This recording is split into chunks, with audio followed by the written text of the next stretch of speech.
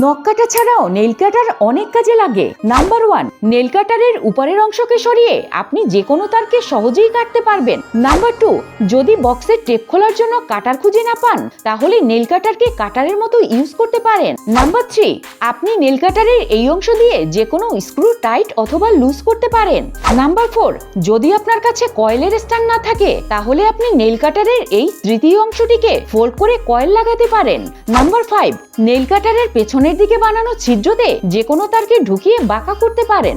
Number 6, যদি আপনার কাছে টুকরো টুকরো কয়েল থাকে তাহলে সেগুলোকে নেল কাটারের ভিতরে আটকে সহজেই জ্বালাতে পারেন। নাম্বার 7, নেল কাটারের সাইডে টেপ লাগিয়ে যখন আপনি নখ কাটবেন তখন কাটা নখগুলো নেল কাটারেই স্টোর হয়ে যাবে, এদিকে সেদিকে পড়বে না।